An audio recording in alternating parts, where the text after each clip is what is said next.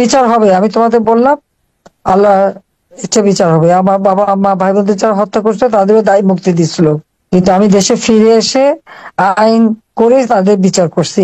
ইনশাল্লাহ এই হত্যারও বিচার আমি করব, আমি তোমাদের কথা দিলাম। 14 জুলাই পর্যন্ত তো পুলিশ ছাত্রদের উপর কোনো আক্রমণ করে নাই, গরম পানি মারে নাই, সাউন্ড গ্রেনেড মারে নাই, বা তাদের উপর কোন রকম জুলুম করেনি, বরং পুলিশ তাদেরকে সর্বতভাবে সহায়তা করেছে। সে মোহাম্মদ ইউনূসের যে পালিত সন্ত্রাসী সমন্বয়ক হাসিব, সে কিন্তু একটা টেলিভিশনের ইন্টারভিউতে বলেছে, আমি কোট করছি, যে পুলিশ হত্যা না করলে আর মেট্রো রেলে আগুন না দিলে বিপ্লব সার্থক হতো না, আনকোট। তার মানে এই পুলিশ যে তারা হত্যা করেছে এটা কিন্তু পরিকল্পিতভাবেই হত্যা করেছে।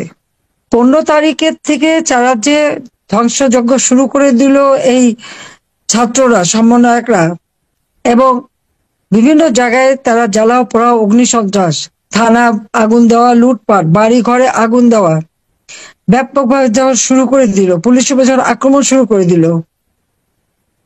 এরপর থেকে তো এই ঘটনা চলতেই থাকলো।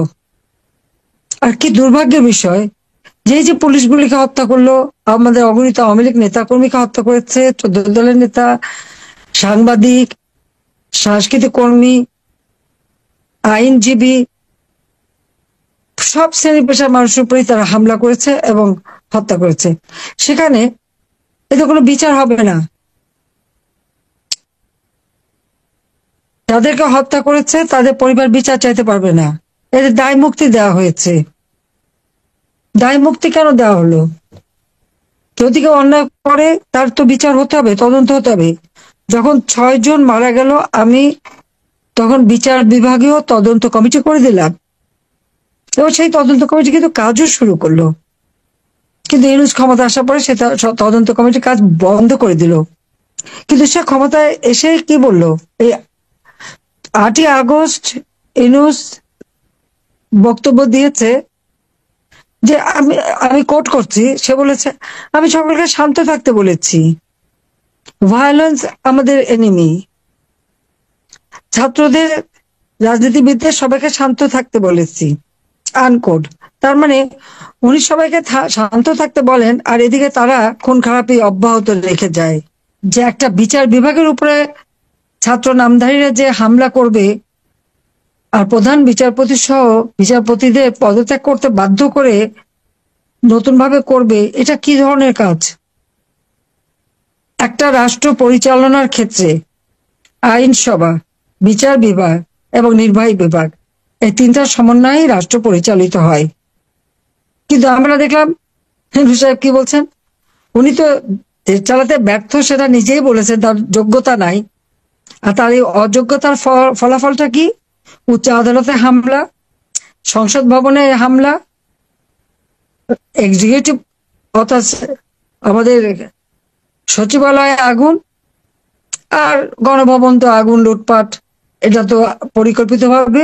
সব থেকে দুর্ভাগ্যের বিষয় যে বঙ্গবন্ধু ভবন, যেটা বঙ্গবন্ধু স্মৃতি জাদুঘর, আমরা 2 বোন, বাবা মা ভাই সবই তো আমরা হারিয়েছি।